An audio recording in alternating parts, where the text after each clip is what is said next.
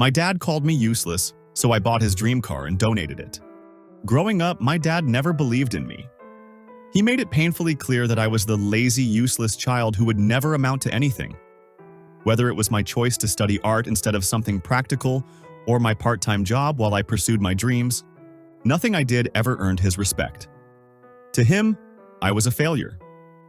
Meanwhile, my older brother, Sam, was the golden child. He excelled in academics, played football, and followed my dad's footsteps into engineering.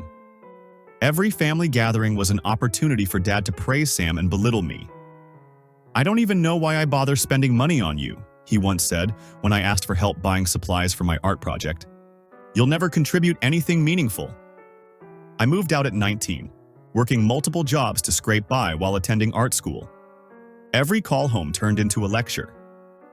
"Why can't you be more like Sam? When are you going to get a real job? You're wasting your life." Eventually, I stopped calling. Fast forward 10 years. I'd made it as a graphic designer. My art was selling well and I had steady clients. I wasn't just surviving, I was thriving. But Dad wouldn't know that because he never bothered to ask. Any interaction we had was just him asking if I was still playing with crayons for a living. What really set me off was a conversation at a family barbecue. I hadn't been home in a year, and Dad greeted me with, "Oh, look who decided to show up. Still broke?" I calmly replied, "Actually, I'm doing well. I bought my own house last year." He smirked. "Sure, probably a tiny apartment. Sam, tell him about your promotion." Sam looked uncomfortable but started talking about his new position as a senior engineer. Dad, of course, beamed with pride and ignored me for the rest of the day. That was the moment I decided I was done seeking his approval. Instead, I'd get even in my own way. I knew my dad's dream car, a vintage Mustang, because he never shut up about it. He couldn't afford it growing up, and now, with retirement approaching, he lamented not having the funds. "If only I didn't have to support useless people my whole life," he said once, glaring at me. So, I hatched a plan. I worked overtime, sold some of my artwork, and took on a few big freelance projects. Within a year, I had enough to buy the exact model and color of the Mustang he wanted. It was pristine, restored to perfection. But I wasn't giving it to him. Instead, I donated it to a charity that helps low-income families get reliable transportation. It felt poetic, taking something he wanted so badly and turning it into something genuinely meaningful, something he'd always accused me of being incapable of doing. When the charity posted a picture of the car on social media, I made sure Dad saw it. A few days later, he called me. For the first time in years, he sounded unsure of himself. "Did you buy a Mustang?"